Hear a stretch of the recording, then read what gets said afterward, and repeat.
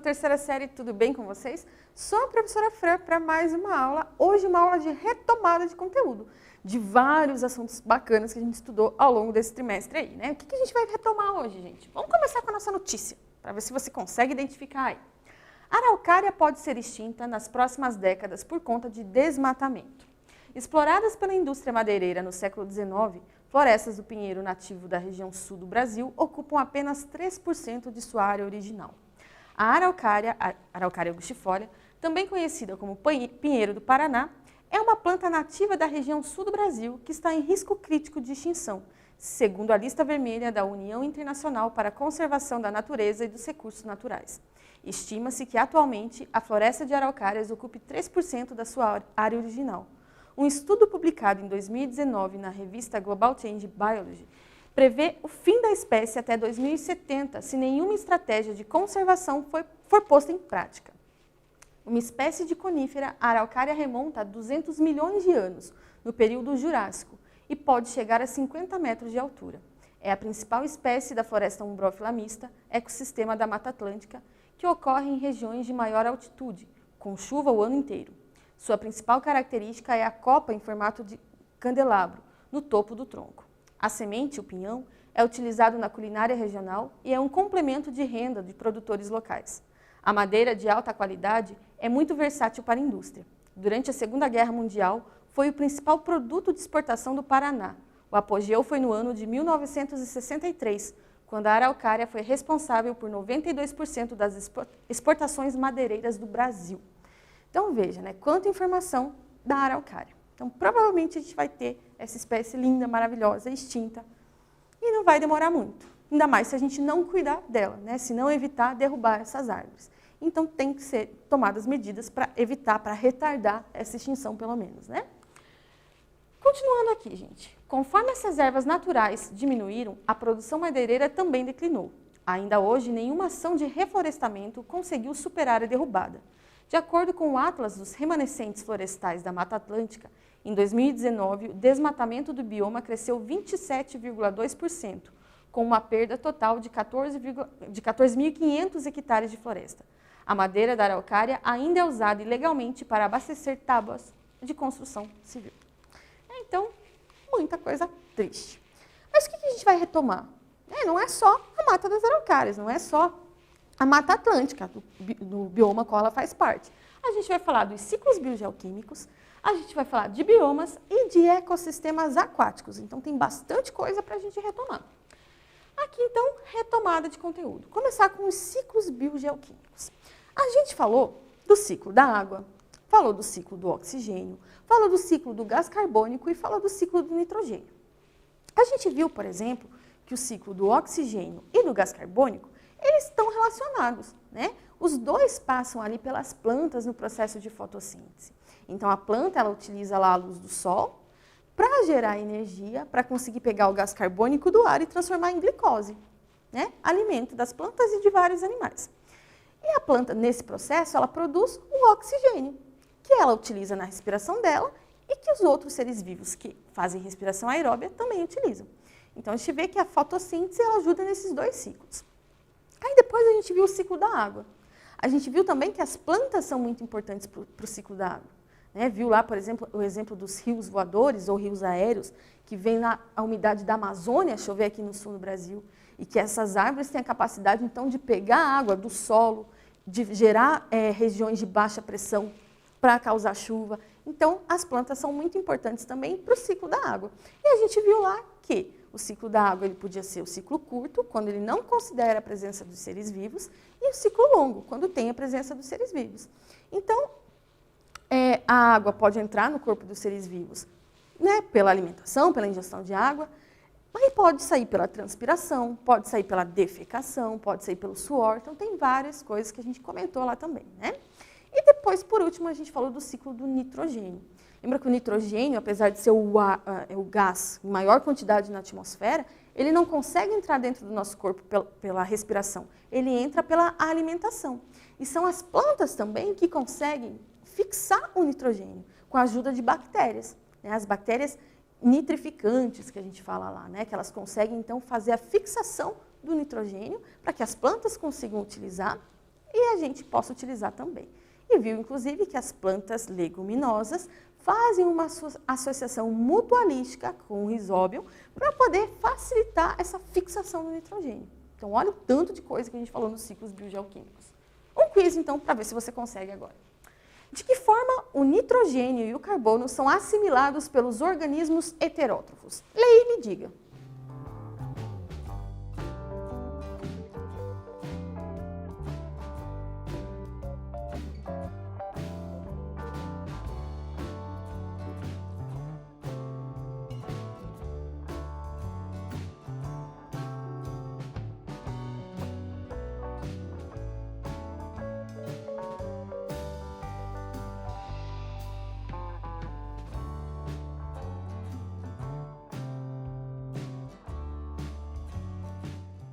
E aí, gente, conseguiram, né? Então, tanto o nitrogênio quanto o carbono, eles são assimilados pelos organismos através da alimentação. O carbono, glicose, que a planta fixou no corpo dela, e o nitrogênio, que ela também, com a ajuda de bactérias, fixou e disponibilizou para a gente, né? E para todos os outros seres vivos. Agora, relembrando um pouquinho sobre os biomas. Então, aqui estão todos os biomas que a gente estudou, né? 2 aulas só falando disso. Então, ali está dizendo que a Amazônia, quente e úmido, alta biodiversidade, é dividida lá em mata de terra firme, de várzea, onde ocorrem de vez em quando os alagamentos, e igapó, que geralmente está sempre alagado. Depois a gente falou também do Pantanal, que também é quente e úmido, também tem alta biodiversidade, mas tem baixa taxa de endemismo, porque ele é um mosaico de vários outros ecossistemas, de vários outros biomas. E a maior planície alagável do mundo, né? Pampa, um clima subtropical, então um pouco mais frio. As chuvas são bem distribuídas ao longo do ano. Não chove tanto quanto na Amazônia, no Pantanal e na Mata Atlântica. Predomínio de gramíneas e arbustos, né? Então, um campo mesmo. Cerrado, quente e seco, é a savana brasileira e é a floresta invertida. Lembra as raízes bem compridas para acessar os aquíferos? E a parte aérea um pouco mais pequena, mirradinha, para evitar a perca de água. E ainda a caatinga, semiárido, rios voadores, vegetação xerófita para evitar a perda de água. Então, sofre muito com a seca. E, por último, a Mata Atlântica, quente e úmido, alta biodiversidade e geralmente ocupa a região costeira do país, tá? Um quiz sobre essa parte para ver se você entendeu. O mapa ao lado mostra a bacia do Rio São Francisco, além da Caatinga, por quais outros biomas o velho Chico passa. Letra A, Mata Atlântica e Pantanal. Letra B, Pantanal e Amazônia. C, Cerrado e Mata Atlântica. Ou D, Amazônia e Cerrado.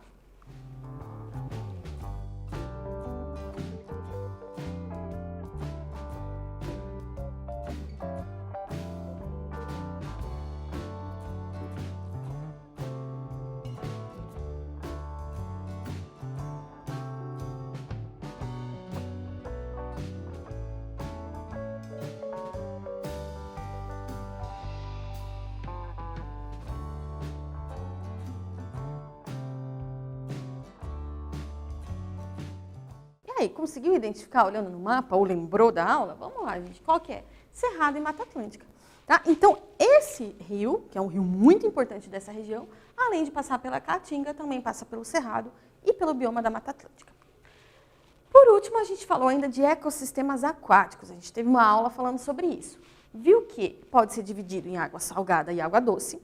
A água doce tem a parte lêntica, que é a água parada, que são os lagos, que geralmente tem uma alta biodiversidade, e as águas que a gente considera lóticas, né?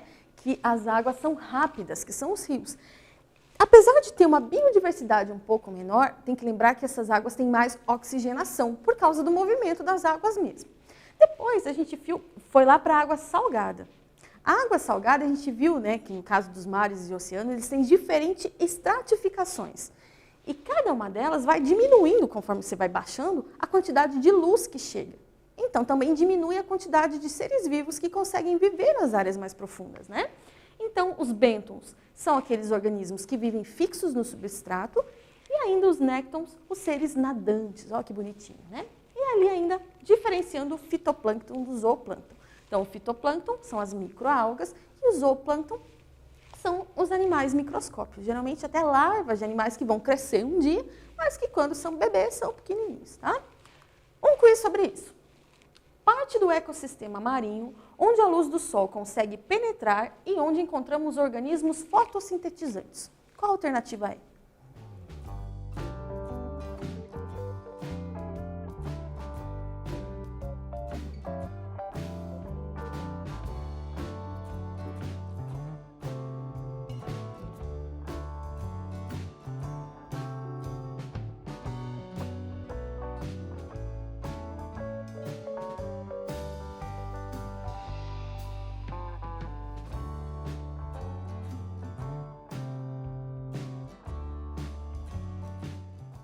Esse foi fácil, né, gente? Aonde que a luz consegue chegar? Na zona fótica, porque lembra que foto, que significa luz. Então, a zona fótica é onde a luz consegue chegar. Agora, então, a gente vai para a nossa parte de exercícios. Exercícios do Enem, para você ver como esses assuntos são cobrados. Tá? Vamos lá para o nosso primeiro exercício. Na técnica de plantio, conhecida como hidroponia, os vegetais são cultivados em uma solução de nutrientes no lugar do solo, rica em nitrato e ureia. Nesse caso, ao fornecer esses nutrientes na forma aproveitável pela planta, a técnica dispensa o trabalho das bactérias fixadoras do solo, que na natureza participam de qual ciclo? Da água, letra B, do carbono, letra C, do nitrogênio, D, oxigênio ou E, fósforo.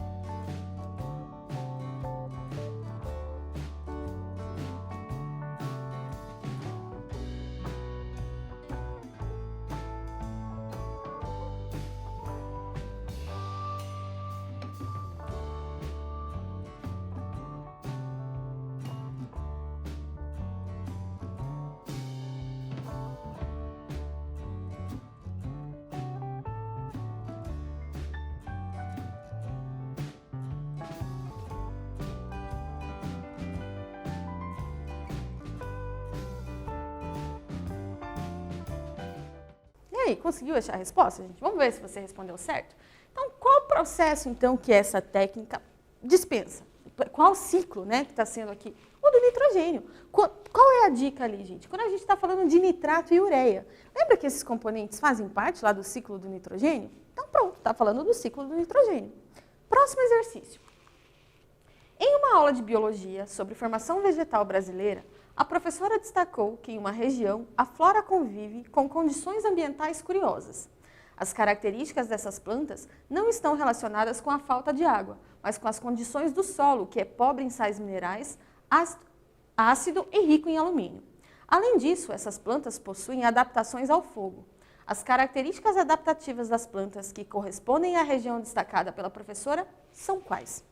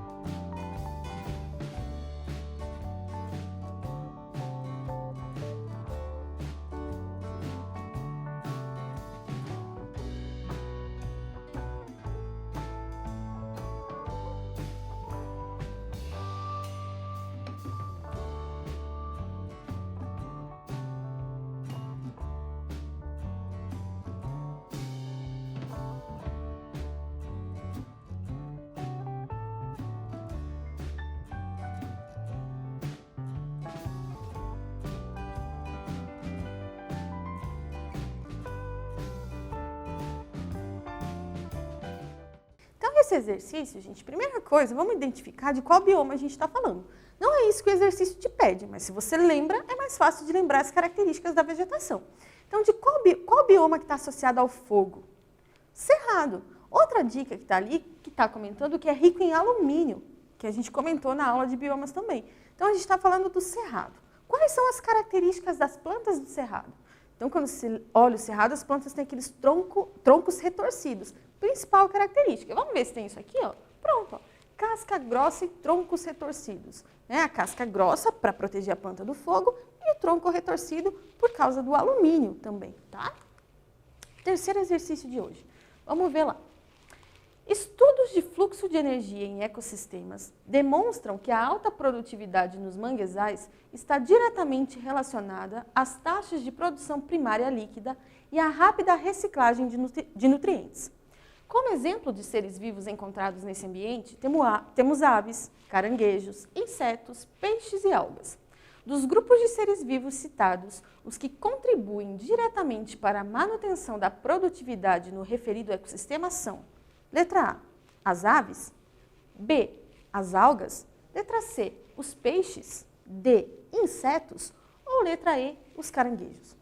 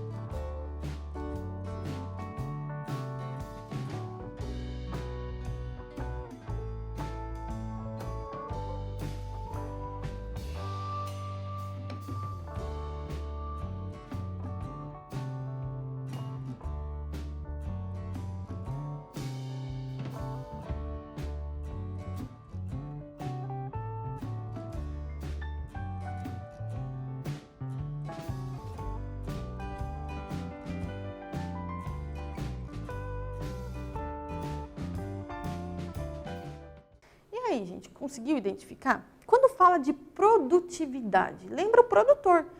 Quais desses organismos a gente pode considerar como produtor? As algas. Ah, professora, mas nem fazia parte desse conteúdo, fazia lá parte da cadeia alimentar. Tá vendo como todos os conteúdos que a gente vê, eles estão interligados? Então, às vezes, é um conteúdo lá de trás que faz parte desse aqui também. Então, as algas são os produtores nesse ambiente de mangue, tá? 4.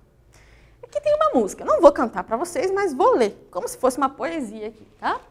Quando olhei a terra ardendo, qual fogueira de São João, eu perguntei a Deus do céu, ai, por que tamanha judiação?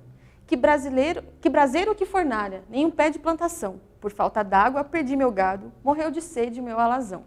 Até mesmo a asa branca bateu asas do sertão. Então eu disse, adeus sozinha, guarda contigo meu coração. O bioma brasileiro retratado na canção é caracterizado principalmente por: letra A, índices pluviométricos baixos; letra B, alta taxa de evapotranspiração; letra C, temperatura de clima temperado; letra D, vegetação predominantemente epífita; ou letra E, migração de aves no período reprodutivo.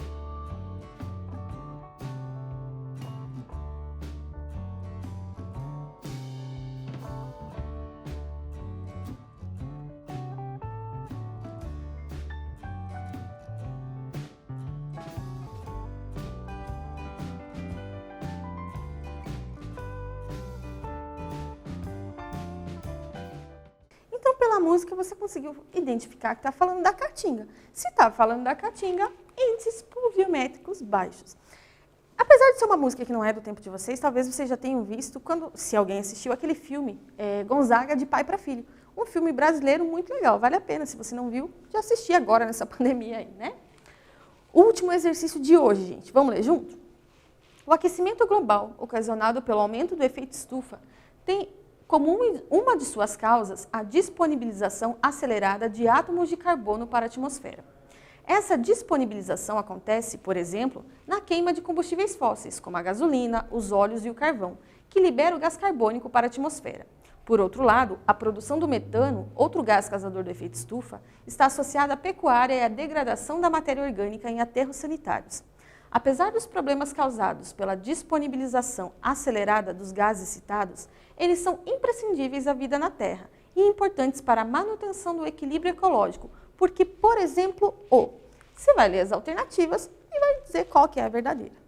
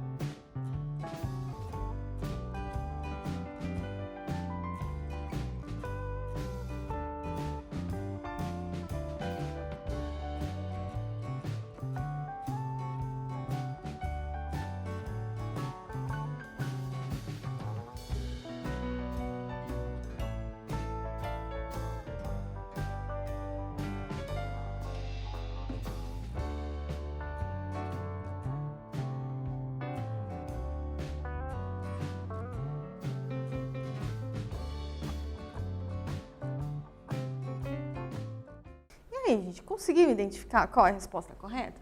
Tá aqui, ó, o gás carbônico ele é fonte de carbono inorgânico para os organismos fotossintetizantes. Isso você não pode esquecer, porque a gente trabalhou em vários conteúdos ao longo do ano aqui, né? Então tem que lembrar disso, tá? Gente, a aula de hoje, então, a gente fez vários exercícios para relembrar conteúdos importantes de ecologia. A partir da próxima aula, a gente vai começar a falar de impactos ambientais, um assunto também relacionado à ecologia, mas agora a gente vai mostrar como os diferentes ecossistemas, os diferentes habitats estão sendo afetados, principalmente pela ação humana. Tá? Então não perca, a partir da próxima aula a gente começa a falar desse novo assunto. Aguardo vocês lá.